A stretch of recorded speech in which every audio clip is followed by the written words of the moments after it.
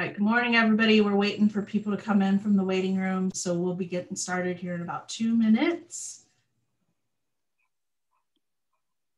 Y'all want to chat in the chat box and let us know where you're at this morning. We'd love to hear from y'all.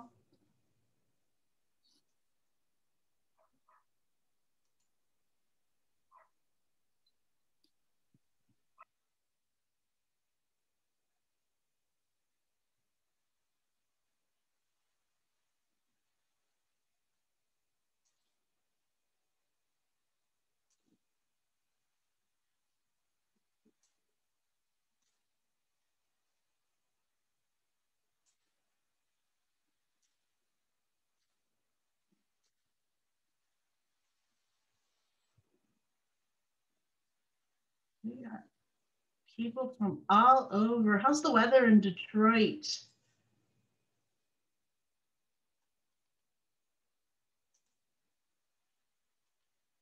Rainy.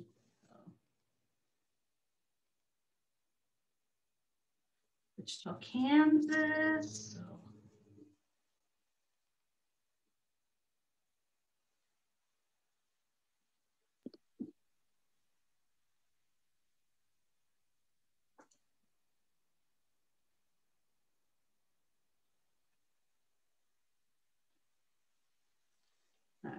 So we're going to let a few more people join, and then we will be getting started.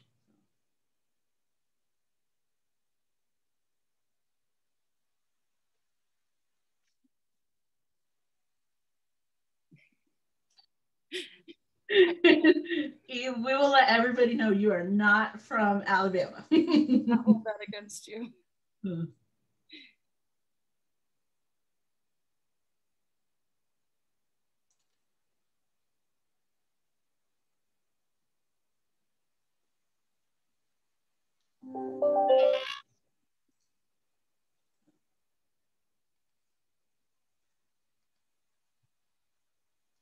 All right, so I have 11 o'clock, so we will go ahead and get started. We're going to be mindful of your time. We have a lot of stuff to cover today.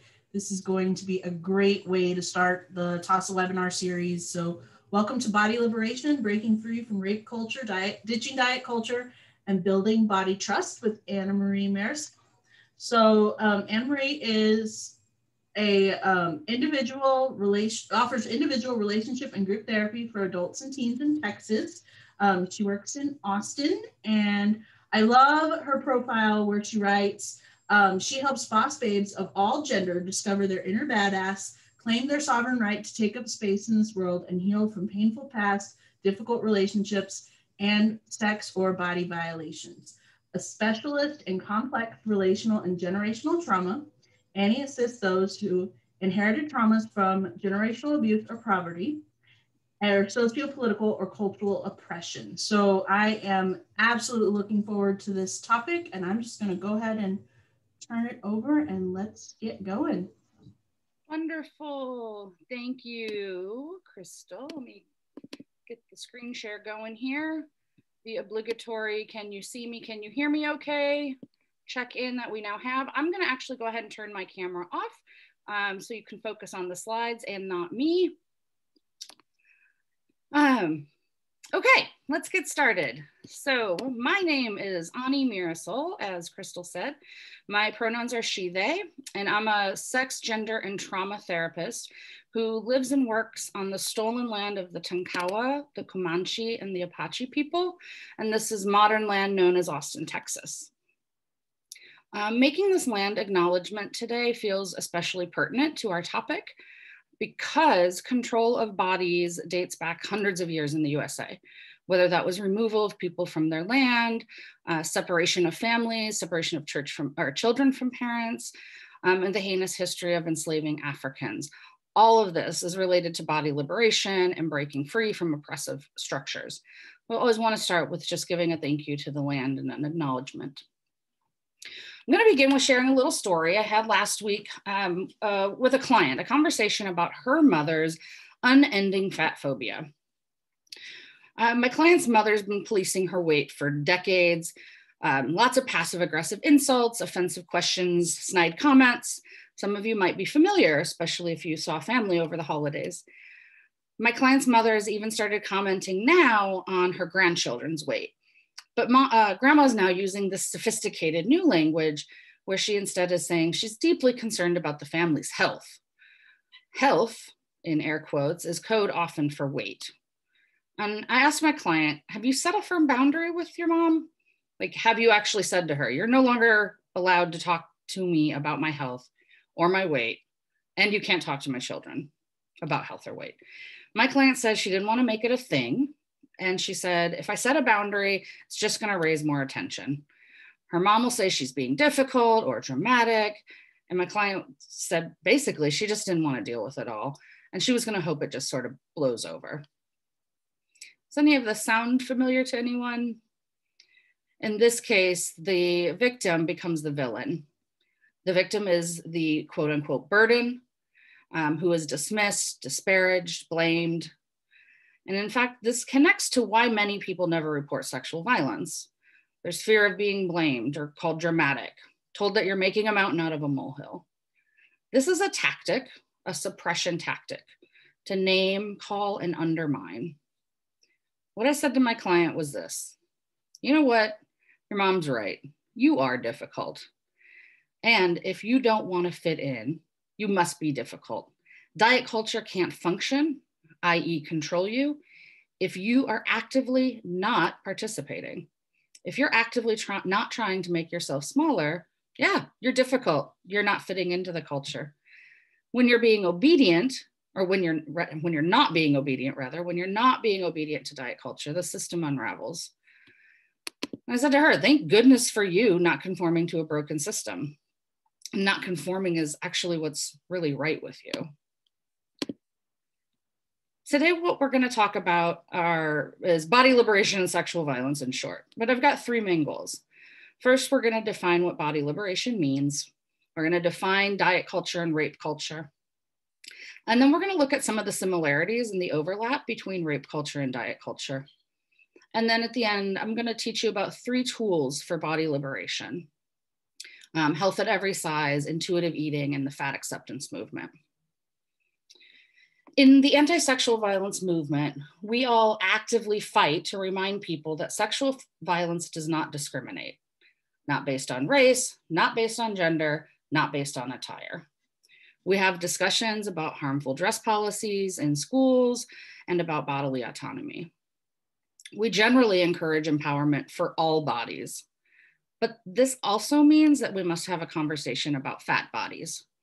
And how does fat phobia, healthism, ableism, and other forms of oppression contribute to rape culture? And how do those allow sexual violence to thrive? Not only is it important for us to be aware of fat phobia so that we can create more trauma-informed spaces for our clients, but it's also imperative that we consider the ways that fat folks experience discrimination at rates that thin folks do not. This discrimination, these power imbalances, are what allow sexual violence to happen. We're going to begin with a definition of body liberation, so we all sort of know what we're talking about here today. The Center for Health and Wellbeing defines body liberation as this, quote, "The belief that all bodies are worthy and all bodies deserve respect, period. Body liberation is freedom from social and political systems of oppression that designate certain bodies as more worthy, healthy, or desirable than others." They continue, "We do not believe that bodies that are white, able-bodied, cisgender, thin, or fit are superior, worthy, or inherently healthier than any other bodies. We use a social justice lens to look at body politics and body liberation." End quote. Different forms of bias and prejudice that can impact health and well-being come in several different ways. They're structural, they're systemic, they're also interpersonal in our relationships, and most often internalized. Describing what ableism is the discrimination and prejudice against people with different abilities that favors people who are able-bodied.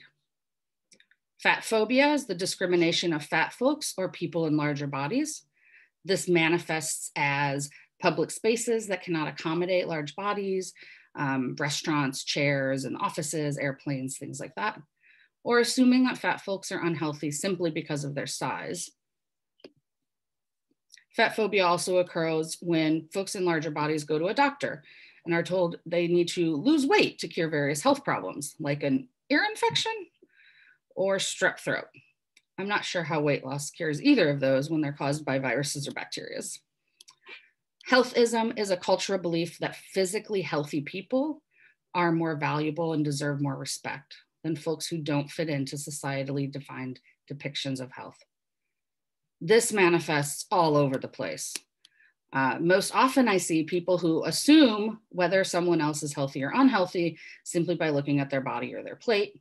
We cannot tell the health of someone's heart or lungs simply by looking at their outer appearance.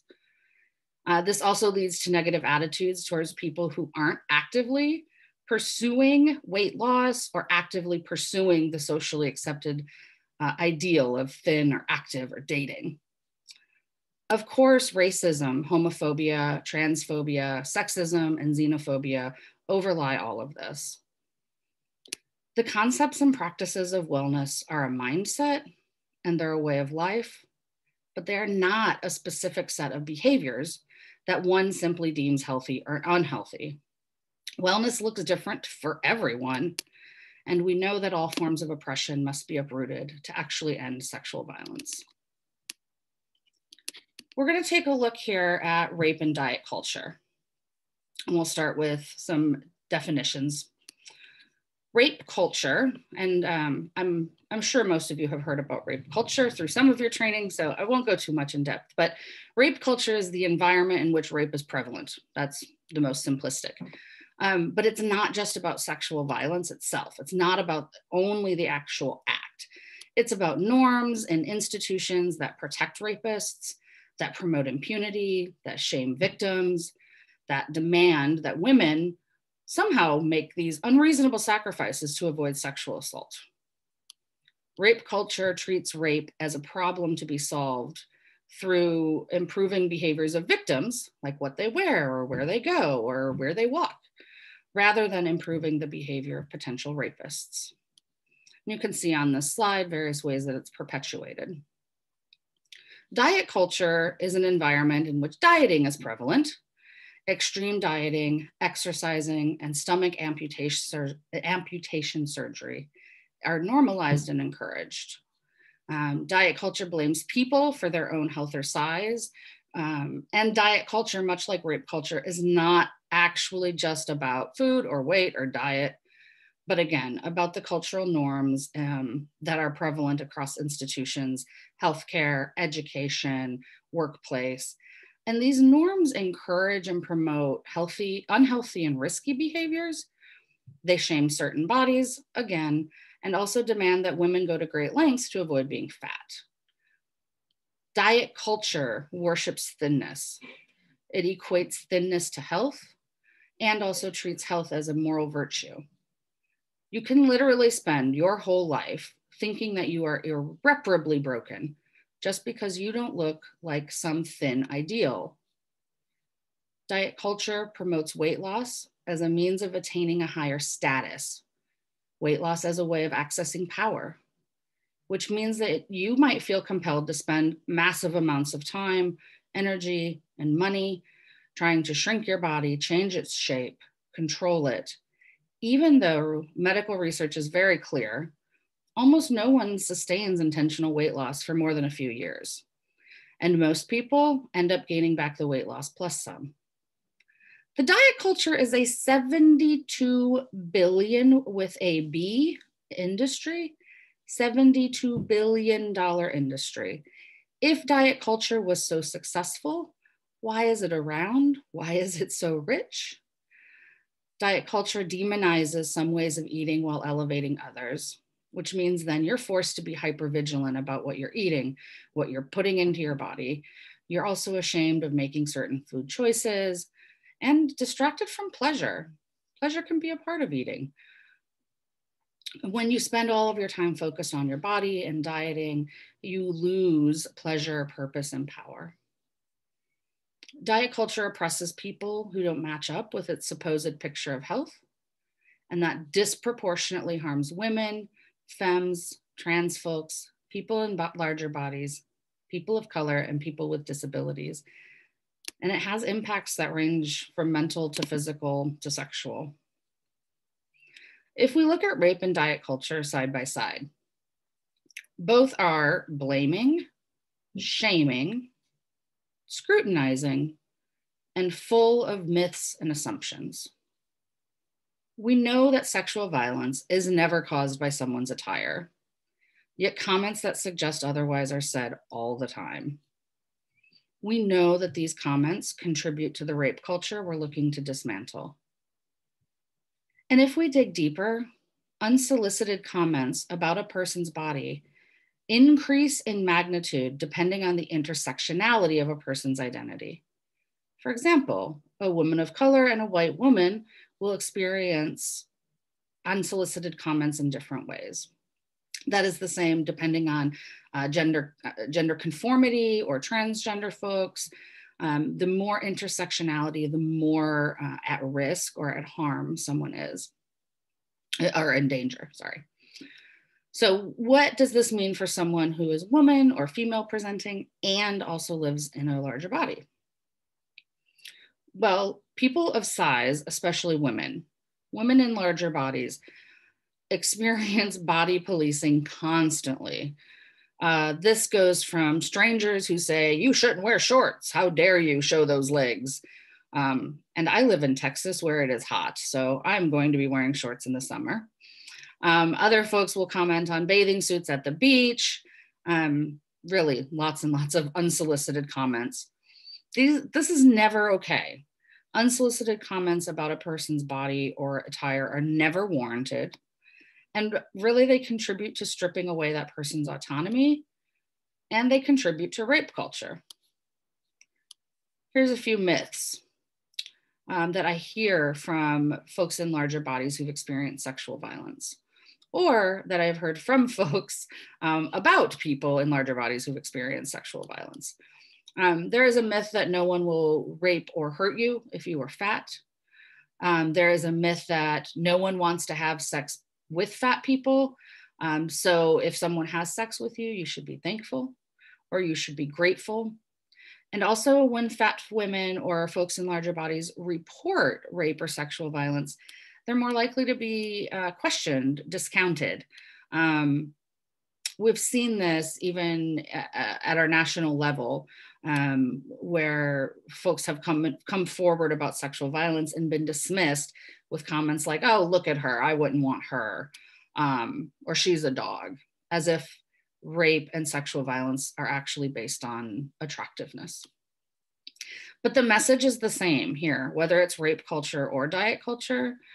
The message is that you or your body must be controlled, it must be covered, it must look a certain way.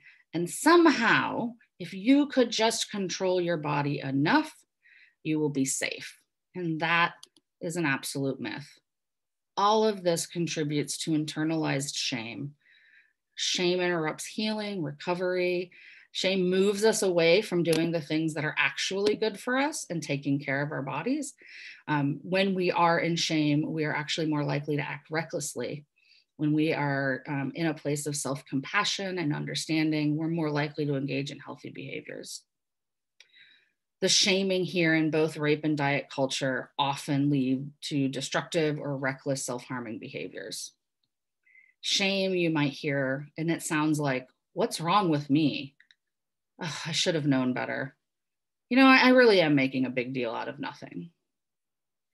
Shame looks like self-doubt, insecurity, distrust. Shame looks like anger outbursts and over-apologizing and unexplained crying episodes.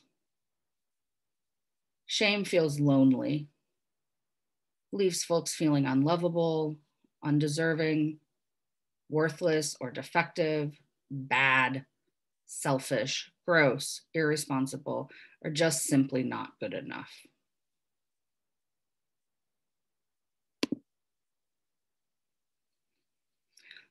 Okay, Ani, so that's great. You've told us about rape and diet culture, and this sounds bad. So what do we do? I like to give some of the information to just name the problem, and then some information on a few things that you might be able to do, whether this is individual or in relationships or in your role as an advocate. Fat acceptance as a movement can trace back largely as a movement to the 1960s. This was a counterculture movement in the 60s and began with a sit-in, or rather, as they called it, a fat-in. So in 1967, about 500 people came together in Central Park in New York City to protest bias against fat people. They carried signs of protest, burned diet books, and and photos of thin models. And mostly they were just visibly, publicly, and loudly fat without being apologetic for who they are. At the same time, or around that time, a man named Lou Lauterbach wrote an article for the Saturday Evening Post titled, "More People Should Be Fat," in response to the discrimination that his wife was facing. This is one of the first public defenses of fatness in the mainstream. So body positivity, if you've heard about it, Lizzo's made it really popular. It's not new. It's just gaining steam and becoming a little more known in the mainstream society, which is wonderful. I'm glad people are talking about it. But it's not new. It's just gaining more steam. The National Association to Advance Fat Acceptance, or NAFA, was founded in 1969, addressing weight bias and discrimination against fat people as a civil rights issue.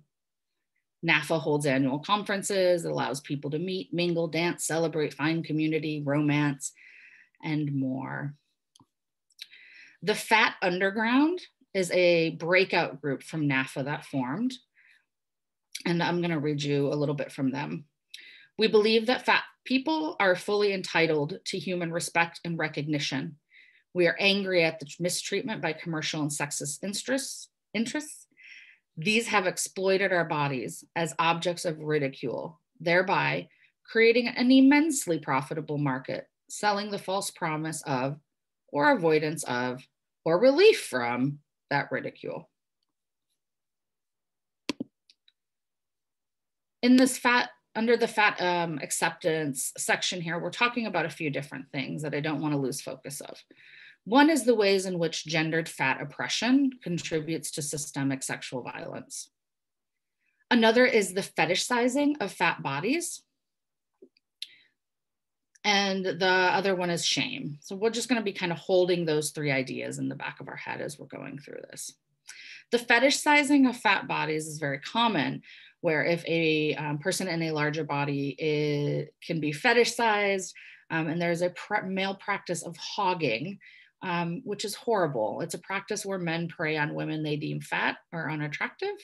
And it's sort of a, quote, fun, unquote, game where men may play at a bar. It's also connected to masculinity, ideas of conquering and conquest and achievement, and directly links to, again, rape culture and power dynamics. All right, I'm going to continue. The Fat Underground, Fat Liberation Manifesto.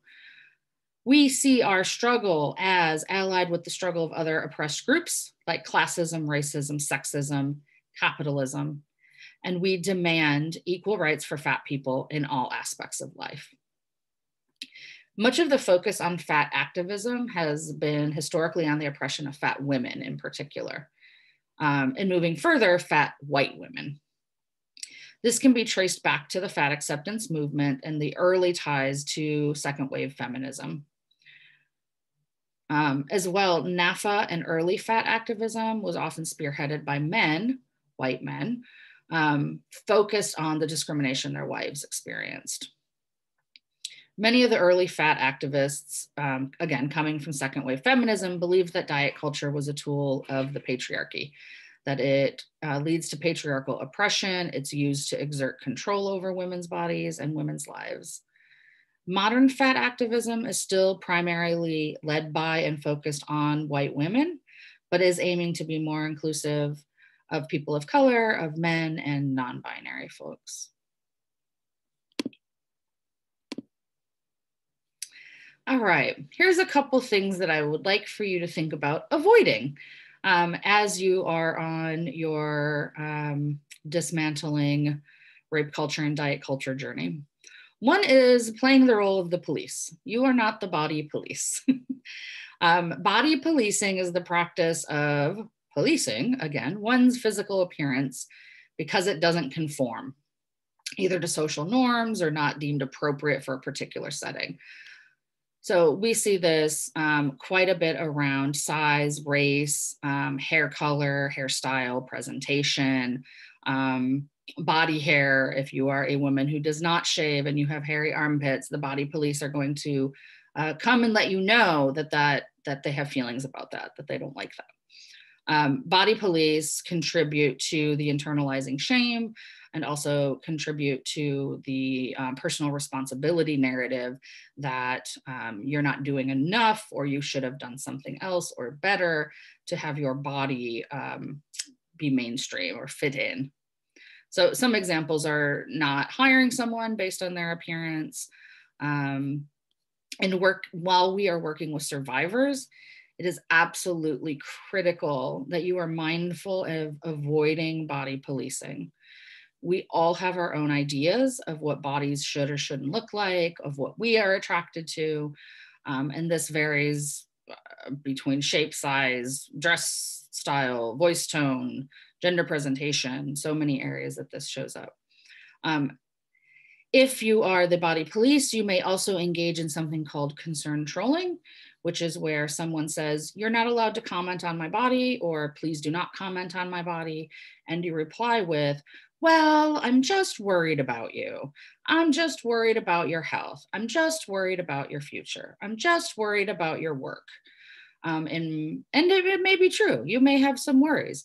But if someone's not interested in hearing them and they aren't about you or your body, you might consider holding on to some of those. One of the biggest concerns for survivors, mental health wise, or two of the biggest concerns that I see in my work are suicide or suicidal fantasies and eating disorders. This is what I see the most in folks who've experienced sexual violence, is sort of a chronic or persistent feeling of what's the point that leads sometimes to active suicidal ideation, but often leads to more of a passive, I wish I could just not exist sort of feeling.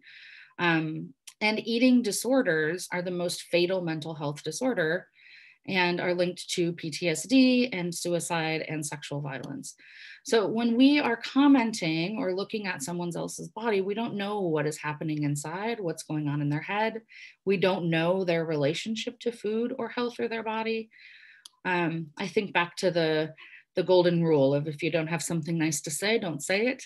But in this way, just remember, if you don't have the medical training and someone isn't actively seeking your advice, just kindly hold it back. And instead, what we really can be doing is encourage folks to connect to their bodies or to reconnect and to help them learn body cues of hunger, of fullness, of thirst, because a lot of folks disconnect from their body after experiencing sexual violence and sometimes lose a sense of sensations. And so what we want to encourage people, rather than dieting or starving themselves, is to actually listen to what their body wants and needs. And that is what we're moving into next, the ditching diet culture. Yay! I'm very excited about this part. So I just want to, this is just sort of a on your own little activity, but take a moment to look at these two different women. And I just want you to kind of tune into yourself and see what thoughts are you having as you look at the person on the left with their burger and fries, and then you look at the person on the right with their burger. Do you have any thoughts or feelings? Do you have any judgments? Did you get hungry? It is about lunchtime. You might be having feelings of guilt or jealousy, fear or disgust. Just think about what you've been taught, what you've been told, what you believe. And holding on to that, remembering and knowing that the thoughts and feelings that came up right now are about you, that these are your own reactions, and that you've grown up in a culture, a fat phobic culture. You may have had family or parents that have taught you certain things. We've learned messages from the media. So just pay attention, just know what happens inside for you, and that these are your reactions. These are not about other people or their bodies.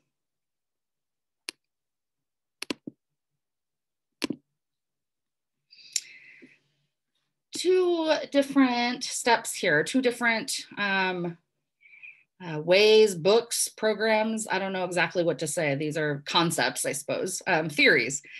Health at Every Size and intuitive eating. Health at Every Size is a weight neutral approach to healthcare. So Health at Every Size says, instead of judging a body based on its size or shape, let us look at health measures and measure health based by actual health measures.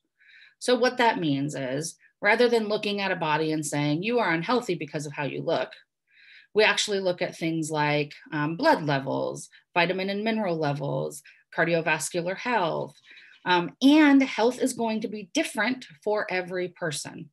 So there is often a big conversation in health about movement, and I am all about joyful movement or necessity movement or just moving because I like it. However, we have to realize that not everybody can walk or move in the same sort of way, and that it is not a moral obligation. Exercise is not a moral obligation. There may be health benefits, you may enjoy it, someone else may enjoy it, but this does not make you a good or bad person based on if you dance for an hour a day or not. The Health at Every Size movement began about 60 years ago in collaboration with the Association for Size, Diversity, and Health. And Health at Every Size is founded on three main pillars of respect, awareness, and self-care. And Health at Every Size encourages people to actually get to know their own body, tune in, know what your body feels like, know what health is like for you and your body, and just become aware of your own unique aches and pains and knowing what's right and what's not for your body. Intuitive eating is based on 10 different principles. Mainly, it is all about listening to and honoring your body's cues. This is a really difficult concept for many who have been cut off from their body's natural cues. And that starts before we are even toddlers. We get put onto a feeding schedule. And again, I'm not saying any of these things are bad or wrong. They're just things that happen. So we do get put onto a feeding schedule and then eventually go on to eating our 3 meals a day. And that works for some people and that doesn't work for others. And so just remembering that there is a wide range of ways for people to feed themselves, to move in ways that feel good or to not, and to practice health or healthy behaviors.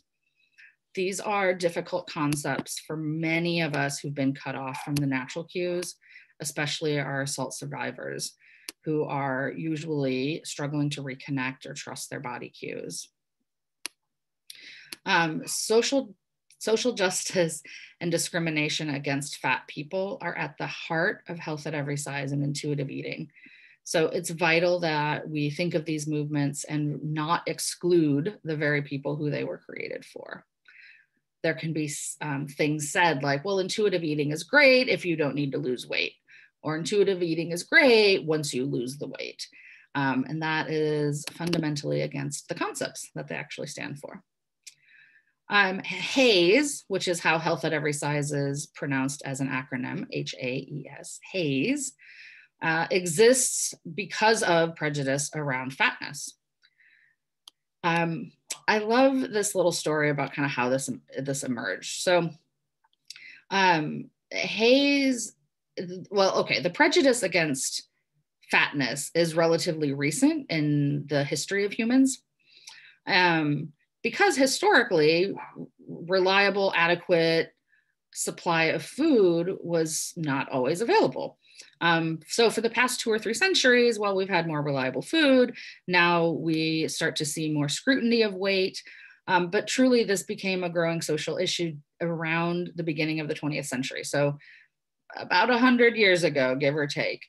I love this, that one of the contributing factors is the development, well, I don't love this, but it's the development of ready-to-wear clothes, that we used to tailor or hand tailor clothes to make our own individual bodies. As we moved more into mass production, that didn't allow for as much individual size variation or shape variation. So we started to see folks trying to change their bodies to fit the clothing that was made, rather than what had happened prior was that the clothing was made to fit the body. Another factor was the development of scales at home. So for the first time, people could now measure their weight. And a third factor was improved eye care, which led people to more scrutinizing. I would have never, ever guessed that that was connected. So Haze is about celebrating diversity, challenging medical science, cultural assumptions, valuing lived experiences in the body over medical or sterile advice. So helping folks to trust that they know their body the best.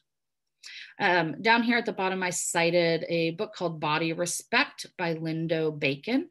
This was thought to be kind of one of the Bibles or initial books about Haze. And Lindo has since come out and really shared credit with lots of folks that came before her, especially people of color that came before her, or before them, I'm sorry. Lindo has just changed to using they, them pronouns. It's a great book to check out. The next comment here, or the next approach, is intuitive eating. And this is based on 10 different principles that I just wrote up here. And they go into much more in-depth explanations if you wanted to do some internet research, or this is also based on a book, Intuitive Eating, a Revolutionary Anti-Diet Approach. If you are drawn to this kind of approach, there is another book called The Fuck It Diet. That one might be something that is of interest to you as well.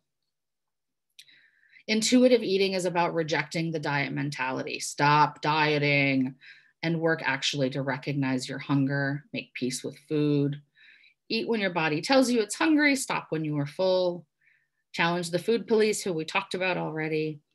And then get familiar with what fullness feels like. What does it feel like to be satiated? That satisfaction. And to increase your abilities to cope without using food. Increase your coping skills toolbox. And to respect your body. Now, taking what we've learned about Haze and intuitive eating, we're going to take a look here and see which one of these demonstrates Haze, which picture, or the health at every size, and which picture depicts intuitive eating. And you don't, this is again, just sort of a in your mind, kind of an on your own little exercise. So if you said, or if you believe the person on the left is demonstrating health at every size, you are correct. And if you said the person on the right is exercising health at every size, you are also correct. And the same is true for intuitive eating. Both of these pictures demonstrate principles from health at every size and principles from intuitive eating. Health at every size says that we can eat a variety of foods, that sometimes we're going to be craving pizza, and is that maybe popcorn that's with her? I'm not sure. But sometimes we're going to crave pizza, and so have pizza. Sometimes we're going to crave fruits and veggies and salads, and so have fruits and veggies in a salad.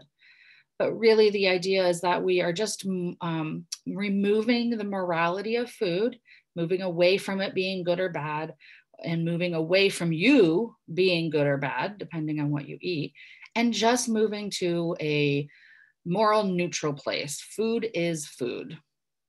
That's all. It's just food. There's a woman named Reagan Chastain, who is a fat activist that I love, and is also a former professional dancer and now triathlete. And Reagan talks about a concept called the good fatty or the bad fatty. And Reagan uses fat and fatty in the most positive of ways. So the good fatty, as Reagan describes, is the fat person who is pursuing thinness and weight loss. This is said to, these are the people who are thought to be good because they're trying to change their body. And a bad fatty is someone who, you know, you might see here eating pizza and seems to not care. And really, they're both BS. You're just a human eating food. And I like the Fat Underground's manifesto is it's longer than this, but I just wanted to include this other little piece here. We repudiate the mystified science, which falsely claims that we are unfit. It has caused and upheld discrimination against us, colluding with insurance companies, fashion industries, the food and drug industries, and both medical and psychiatric establishments. We refuse to be subjugated to the interests of our enemies, and we fully intend to reclaim power over our bodies and our lives. We commit ourselves to pursue these goals together. And this section here just speaks so loudly to me about the connections between rape culture and diet culture. That the discrimination against us, the collusion with other industries, whether that's insurance, health and medical, wellness, policing, that there is such a direct overlap and connection between the two of these. Okay, so Ani, give me a few steps. What can I actually do here? You've told me a lot. I've talked a lot. Three things that you can work on right now, immediately, that you can start practicing. One, if someone refers to themselves as fat, leave it alone. Don't fall over yourself trying to correct them. It can take time to get used to someone describing themselves as fat, and ask yourself, what negative value have you attached to the word? Where did that come from? Why? And consider the idea that some fat people are okay being fat. While we're at it, along with the getting used to the word fat, refrain from giving diet advice or weight loss advice, even if this worked for you and you think that you're being helpful. Don't do it. Stop this. That leads into number 2, do some research and learn more about diets and the dieting industry. Over 95% of people who lose weight through dieting put that weight back on within 5 years, if not just that weight plus more. So spend some time learning about the damages of yo-yo dieting. How does that impact the body? I'll give you the Cliff's Notes version. Yo-yo dieting does much more harm to the body than just being fat in general. Both on a physical and emotional way. And also stop talking about your diet, please. If you want to lose weight, that's fine. But understand that it is damaging for people to hear that you don't want to look like them, that you are restricting your food or making these choices because you are afraid of having the body someone else looks like. That can be hurtful. Especially, please specifically avoid talking about your diet at meal times. For many people, it can take years for them to detach the feelings of shame with food, and sitting at tables where people talk about how their food is sinful or how they are cheating or being bad is really triggering to folks who are literally just trying to eat. They're just trying to feed themselves. And the third one is stop fetishizing fat bodies. Fat people have sex. Don't desexualize them. Understand again too that sexual assault is about power and not attraction. Fat women get harassed and assaulted too. And the fear of being ridiculed or disbelieved for speaking out is heightened for fat women. It's really useful for you to be aware of.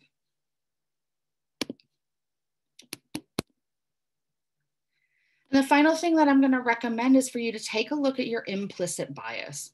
Your implicit bias or your unconscious bias is the attitudes and stereotypes that we all hold, that we've picked up along the way of our life, from families, relationships, systems, work. Our implicit bias shows up in the criminal justice system, shows up in schools and universities, in healthcare. We often talk most recently about implicit bias related to race or skin tone or skin color, but there's also implicit bias around age, gender, disability. And there is a study through Harvard, implicit.harvard.edu, and you can take an actual online exam that'll help you understand your implicit bias. It's not designed to be shaming or to make you feel terrible. It's just designed to get an idea of what kind of unconscious biases have seeped into your head. And removing bias is a challenge, especially if we don't know it's there. So, all right, well, so what and why does that matter? Because the impact of sexual assault on the brain and body is complex and takes several forms. Most survivors go on to struggle with body image, ranging from mild anxiety to self-injury to eating disorders. And it is very, very, very important, again, to help folks reconnect to their body. A lot of folks will say, this didn't happen to me, but to this body. It's a brilliant coping mechanism, but it disconnects people from themselves.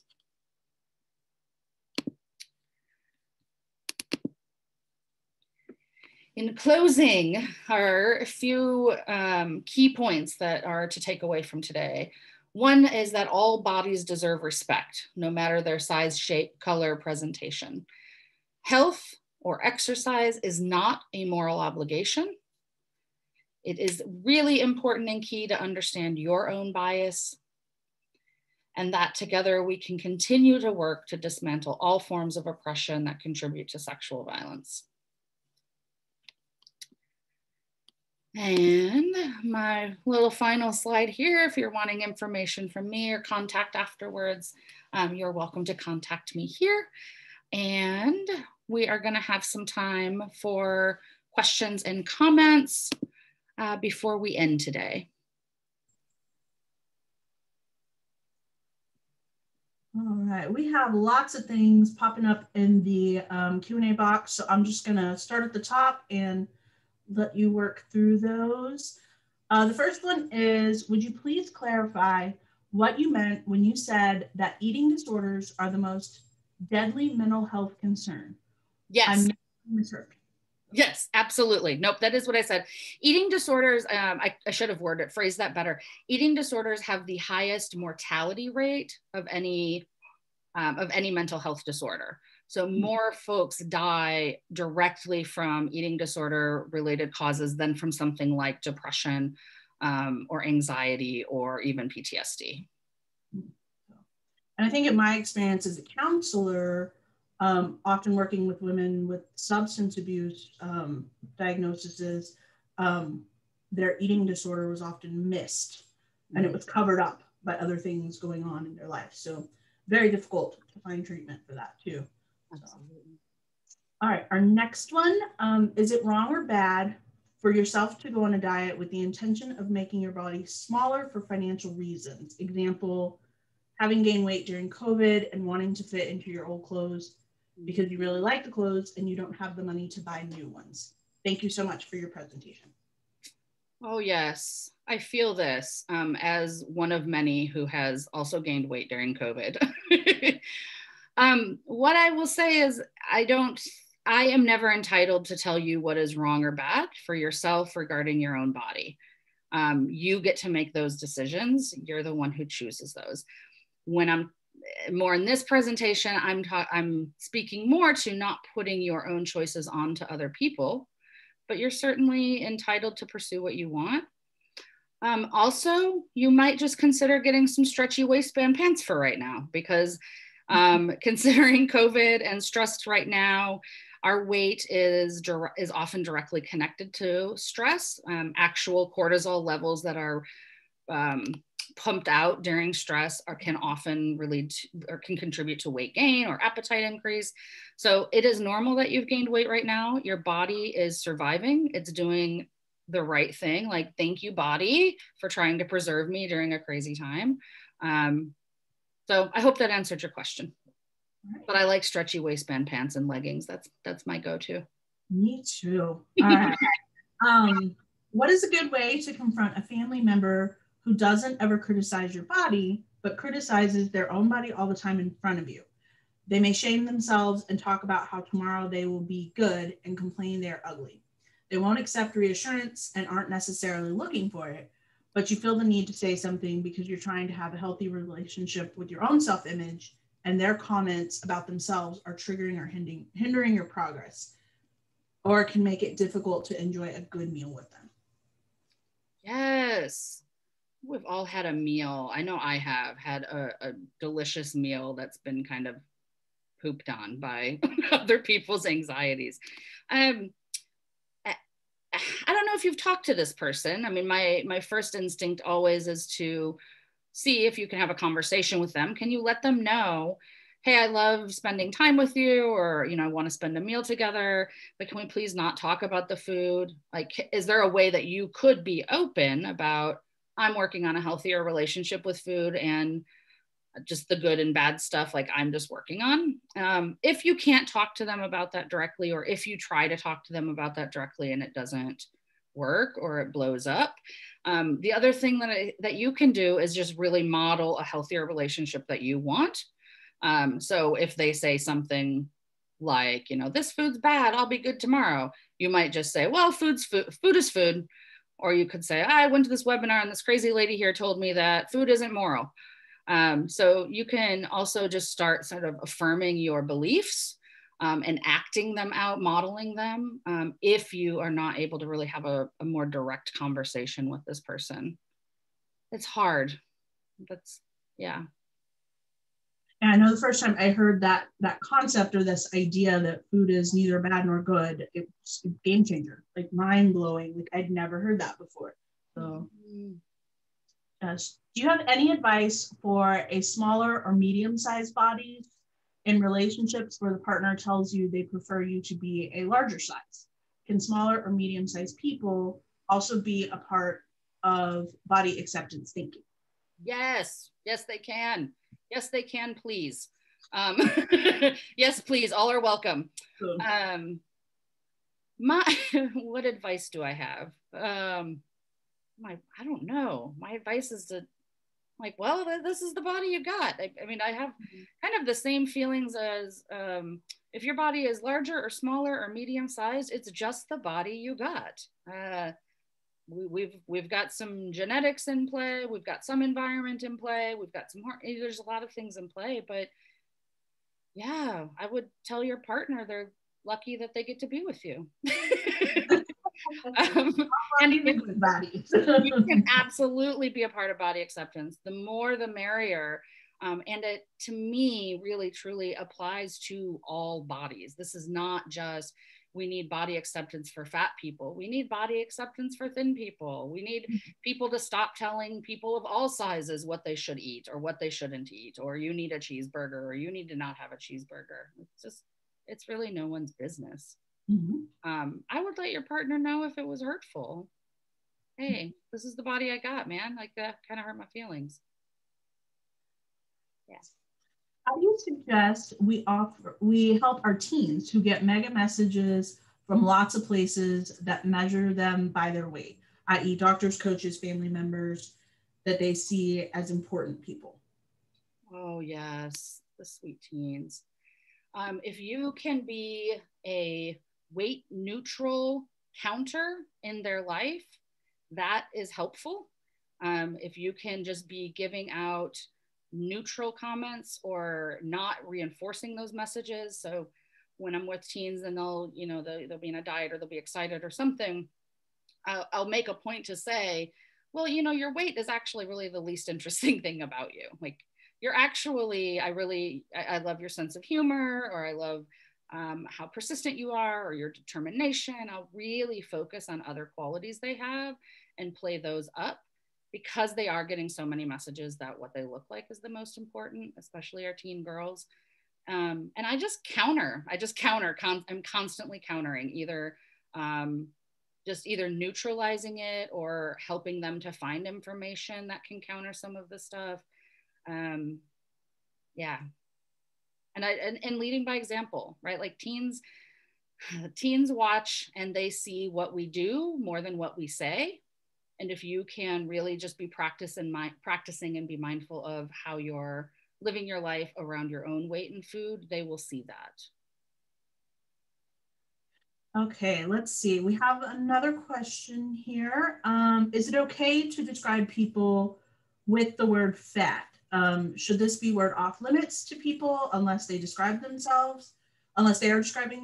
For example, if you're trying to describe someone to figure out their name in a conversation, just like you would say that person with brown hair, green eyes, etc. Or would this be offensive and inappropriate? good question. It's going to be different for different people, for sure. So I am very comfortable with fat. I would prefer someone to say the fat girl in red. That to me feels very comfortable. Someone else may not. If I am with other people and I'm not talking to that person, I use fat as a way of neutralizing it and taking some of the power out of it from being such a like negative word. So I use it very normally, both to describe myself and to describe other people. When I am speaking with someone, I will use the language that they use to refer to their body. So some people will say plus size, curvy, more to love, cushion for the pushing, whatever they use, that's what I follow. But if it's more general, I use fat just as a way of normalizing. Good question. Then we also have a comment. This presentation has been so helpful. I see a lot of self-examination and education to do in order to be helpful and effective with our traumatized population. So can you talk a little bit about if someone wants to do more self-examination, what else they might be able to do? Oh, yes. Gosh, what else can you do? Okay. So you can read lots of books. You can read lots of blogs. You can listen to podcasts. There is an amazing book called The Body Is Not an Apology, which is a collection of short essays. I think is a great place to start because it talks about the body is not an apology is not just about weight and size, but more intersectional in a lot of the other ways I was talking about, what it's like to be trans, what it's like to have a disability. So that is really good. Reagan Chastain, who I mentioned, has an amazing blog called Dances with Fat. She's been blogging for well over a decade. Everything she writes, I love. You can follow folks on Instagram or Facebook if you're on social media, and even just changing some of your social media to include different bodies so that you're physically getting exposed to seeing different bodies. Some of this in a way becomes brainwashing. I don't know a better word. There's probably a better word, but if all we see over and over and over are the same messages and the same images, they become imprinted in our brain. So we also need to shift up the images that we are getting. So adding some plus size people to your feeds is really helpful, and adding plus size people who are just living their life. Like, I'm a fat model, I'm a fat runner, I'm a fat rock climber. Like, just see fat people living their life and getting some different exposures, and that way it can be really helpful. You can also email me if you want books to read. I'll give you 1,000. Probably several. I feel bad that I'm not in front of my bookcase right now because everything we've been talking about is all there. They're all fantastic books. Allison has another suggestion for us. The book, What We Don't Talk About When We Talk About Fat by Aubrey Gordon. It's a great book. So awesome. I don't know that one. I'm glad to hear that. I always love getting new books. That's Your Fat Friend on Instagram. Yes. So yes. Body Posy Panda. There's so many. Yes. And I think like even starting to see a lot of women of color also doing a lot of really cool things with that too. So I know if you're into sports, Myrna Valerio of Fat Girls Running, her book is A Beautiful Life, and she's fantastic. So I think I'd faint if I ever got to interview her. So, podcast recs. So yeah, lots of great podcasts too. So yeah, do you have any favorite podcasts? Yes, I do. One of the ones that I love the most is called Redefining Health and Wellness. And she talks a lot about all health and wellness from all sorts of different perspectives. Another one that I like is The Food Psych. And she talks about eating disorders or disordered eating, recovery, nutrition. It's holistic, but all really around normalizing different bodies and how we feed them and take care of them. Those are the two that come to my head first. Awesome. Well, we have about 3 minutes left. Does anyone, there's one last question left. Do you have any advice for people with kids about how to talk to them about body acceptance and diet culture? Yes. this a little bit like how, so a couple things that come to mind. One is that kids are going to do what we do much more than what we say. So thinking about how you talk about your body and how you talk about other bodies is really, really important. When a fat person walks by, what kind of facial expressions do you make? What kind of comments do you say? How do you respond if someone bumps into you? Things like that. Really normalizing all of the things for your kiddos. Like, yeah, you're gonna keep growing as you get older, that your body's gonna change size and shape, that we're really helping kids to understand that their body does change size and shape, always ongoing for the rest of their lives, that they're not gonna stay in that like tiny little body. Normalizing your own food and what you eat, not calling foods good or bad. Just food is food. You can have a snack, here's your option. So rather than you can have a healthy snack, just you can have a snack, here's 3 different options. Giving kids, kind of getting out of the diet culture is really to give kids options, let them choose, and then help them understand how it feels when they eat certain things. That is what's going to be the most important for them, is to know their own sense of hunger and fullness. And so you might help them know that, oh, what does it feel like when your tummy is full?